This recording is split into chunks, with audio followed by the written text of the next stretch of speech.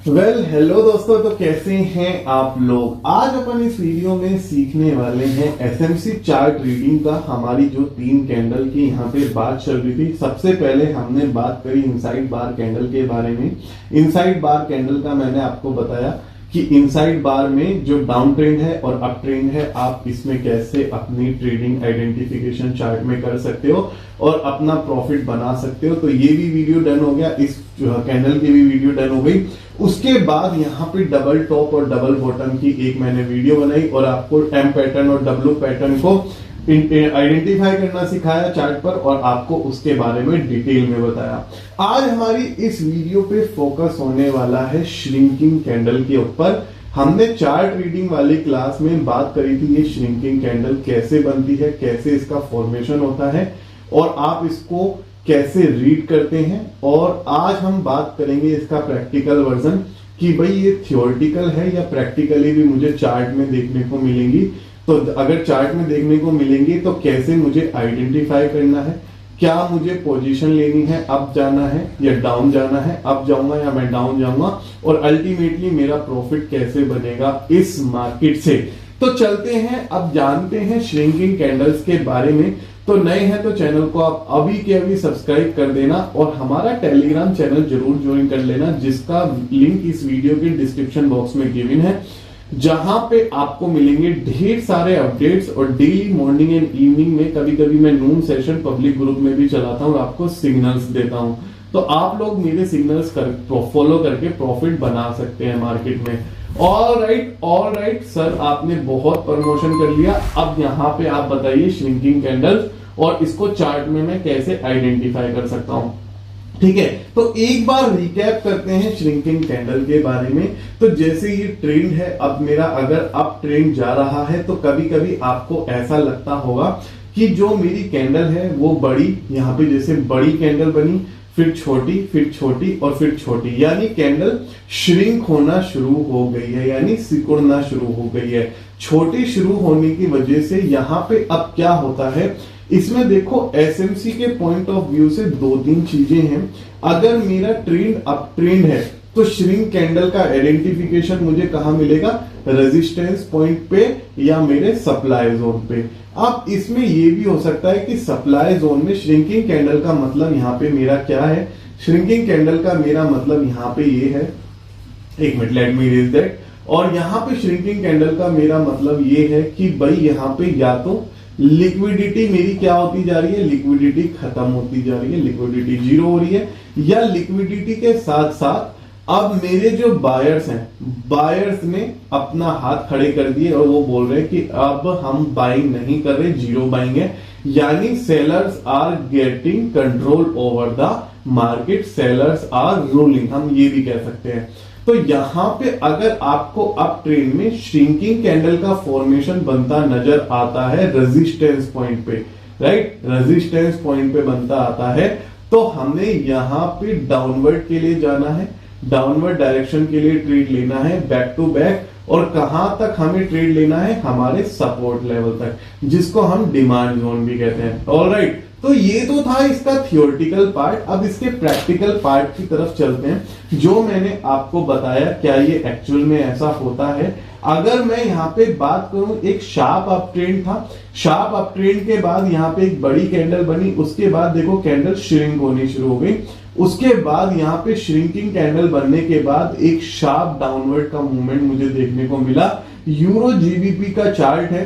अब आप ये सोच रहे होंगे कि सर जो भी पैटर्न बताते हैं उसका प्रैक्टिकल एक्सपोजर तुरंत चार्ट में बन के नजर आ जाता है। मैं आपको जो एक्सपोजर बताता हूं, जब चार्ट में पैटर्न बन जाता है तभी मैं वीडियो बनाना स्टार्ट करता हूं। कभी कभी मुझे हाफ एन आवर भी वेट करना पड़ रहा है वीडियो शूट करने से पहले, राइट। तो ये जो कंटेंट आप लोगों के लिए मैं बना रहा हूं ना, इसको वैल्यू करना सीखो। और अगर आप वैल्यू करोगे और इससे कुछ लर्निंग करोगे और आप अपनी प्रोफेशनल लाइफ में आगे ग्रोथ करोगे अर्निंग करके, तो मुझे बहुत खुशी होगी, राइट। तो अगर आप अभी भी ये सोच रहे हो कि ये सब प्रैक्टिकल लर्निंग नहीं है, ये सब थ्योरेटिकल है, तो उसका कोई फायदा नहीं है। वीडियो को देखो तो पूरा देखो, नहीं तो आप आधा अधूरा देख के जाते हो, फिर नुकसान करते हो। ऑलराइट, तो अभी हम चलते हैं अपना चार्ट पैटर्न पे। तो हमने आइडेंटिफाई कर लिया, लेकिन ट्रेडिंग अपॉर्चुनिटी थोड़ा फाइंड आउट करते हैं। अब देखो यहाँ पे अब आपके सामने एक शार्प अपवर्ड मूवमेंट यहाँ पे देखने को मिला, उसके बाद फिर से अपवर्ड मूवमेंट देखने को मिला, और यहाँ पे मेरी रेजिस्टेंस लाइन जो है, यहाँ पे मेरी रेजिस्टेंस जो है ये मेरे को बनती हुई नजर आ रहा है, रेजिस्टेंस जोन। ठीक है, इस रेक्टेंगल को मैं डिलीट कर देता हूं, हॉरिजॉन्टल लाइन मेरी यहाँ पे ड्रॉ है। अब मैं यहाँ पे वेट कर रहा हूँ श्रिंकिंग कैंडल के बनने का। जैसे जैसे कैंडल मेरी छोटी होती जाएंगी रेजिस्टेंस पॉइंट पे आपको इस तरीके से फॉर्मेशन देखने के लिए मिलेगी। और अगर आपने क्योटेक्स में अभी भी प्लेटफॉर्म रजिस्ट्रेशन नहीं किया है तो link is mention in the description box, आप फटाफट से प्लेटफॉर्म पे रजिस्टर हो जाइए। मेरे लिंक से अकाउंट क्रिएट करोगे तो मैं दूंगा आपको exclusive access to the VIP group of the forex mom, जहां पे आपको मिलेंगे daily morning and evening trading signal, deposit withdrawal support, और साथ में आपको मिलेंगी इस तरीके की एक्सक्लूसिव स्ट्रेटेजी सबसे पहले मेरे वीआईपी ग्रुप में। तो अभी भी अकाउंट बना सकते हैं आप, और मुझे टेलीग्राम पे ट्रेडर आईडी भेजिए। मेरा टेलीग्राम का हैंडल मेरे टेलीग्राम ग्रुप पब्लिक ग्रुप में आपको मिल जाएगा। अभी मैंने डाउनवर्ड डायरेक्शन की ऐसी ही ट्रेड ले ली है। ठीक है, रीजन भी कि एक तो ये वैसे ही रेजिस्टेंस पॉइंट पे था, दूसरा ये वाली जो कैंडल था श्रिंक हो गई थी। एज ए प्रो ट्रेडर आप एक या दो कैंडल का वेट कर सकते हो श्रिंक होने का, और अगर आप एज ए बिगिनर यहाँ पे ट्रेड कर रहे हो तो आपको मिनिमम 3 कैंडल का वेट करना चाहिए श्रिंकिंग होने का। रीजन भी कि कैंडल श्रिंक होने में हो सकता है कभी कभी यहाँ पे मार्केट पलटी भी खा जाए। ये ट्रेड तो हम इजीली विन कर गए। ठीक है, ये ट्रेड मैं इजीली विन कर गया। अब मैंने यहाँ पे और भी ट्रेड प्लेस करे हैं। ठीक है, अब यहाँ पे मैंने पूरे 10 ट्रेड यहाँ पे प्लेस करे हैं $2000 के।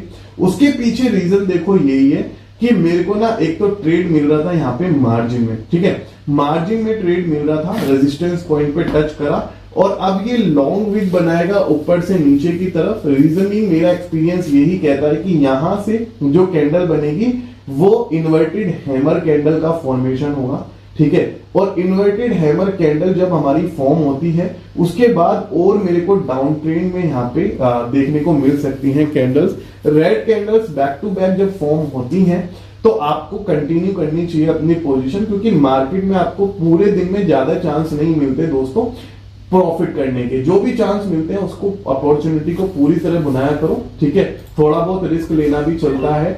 अभी मैंने एक ट्रेड और प्लेस कर दिया, ओके नो इश्यू। ठीक है, तो बहुत ही अच्छे तरीके से मेरा मेगा विन यहाँ पे हो गया $2000 का। एक या दो ट्रेड का मैं और रिस्क लेने की पोजीशन में हूँ पूरी, तो इस वजह से मैंने लिया भी है। और यहाँ पे अभी भी 42 सेकंड बचे हुए हैं ट्रेड को कंप्लीट होने में। I am waiting for the right moment कि ये वापस से टच करे तो मैं एक जैकपॉट यहाँ पे और उठाऊंगा। ठीक है, अगर ये वापस से टच करेगा तो मैं एक जैकपॉट यहाँ पे और उठाने वाला हूं। थोड़ा सा और ऊपर चला जाए तो मार्जिन क्रिएट मेरा यहाँ पे हो जाएगा। ऑल राइट, अभी लगता नहीं है आगे बढ़ेगा।